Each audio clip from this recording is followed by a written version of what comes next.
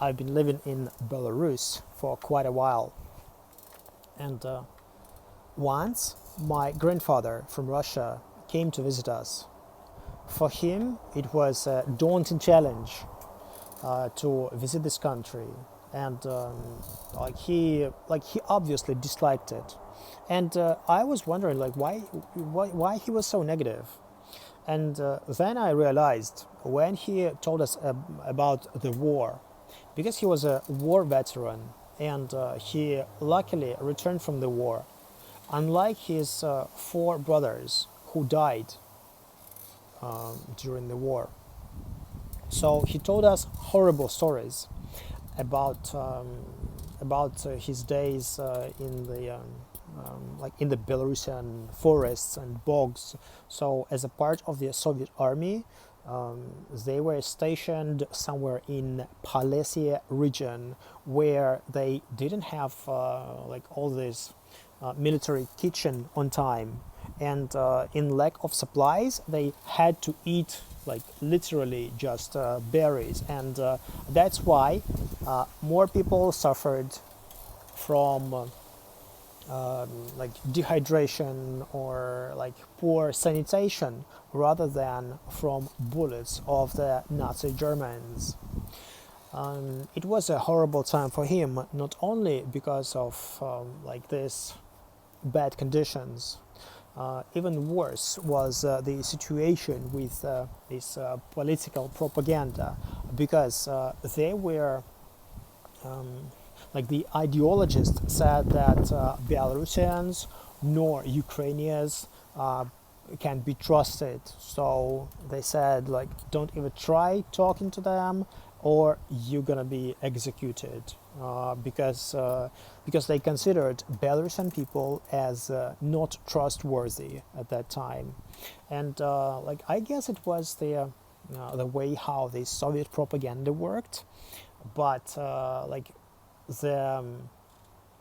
the understanding that this attitude towards Belarusian people went with my grandfather throughout his life was revealing to me.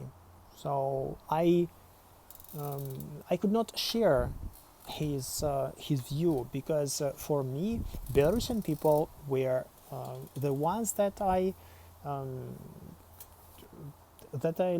lived among, and they were the people I knew from my very early age, because once again I spent a lot of my time living in Belarus. So I cannot say that Belarusians are alien to me, and well, I also have a Belarusian passport, so that's why the story was a bit shocking. But afterwards, after I learned how difficult it was for my grandfather to recall his negative experiences of the war, these terrible conditions, these poor,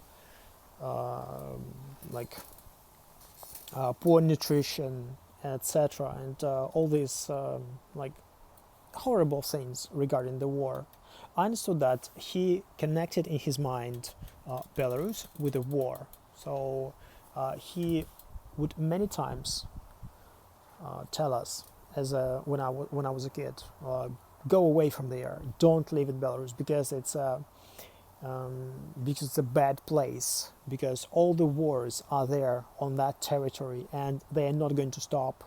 So you're going to be constantly under attack. So go away from there. So what he meant was go away back to Russia, but obviously nobody wanted to that. And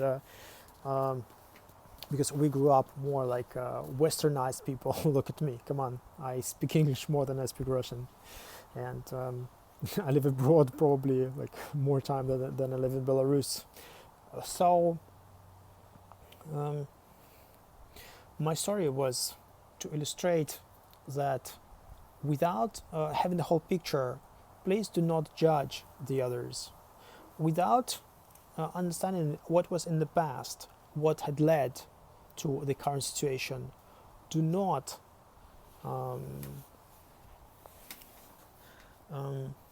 rush into conclusions. Do not make snap judgments. So the past is going to help you analyze better. Just recall what was going on before and not take it personally. Very often, um, Belarusian and Russian, of course, and Ukrainian pensioners are in terrible conditions. Um, it's an astounding situation when these pensioners had been working for all their lives, and they've been working hard, and now their pension are very low, that cannot help them support their living. And with this in mind, we should we should give them a discount. We should not get frustrated, or we should not get like super rude with such people, because come on, let's give them the credit. They are the victims of the system, and we cannot expect all the level of mindfulness and the level of empathy, the equality in communication, because chances are they have no idea of things that are accessible now. Not all of them are so open-minded.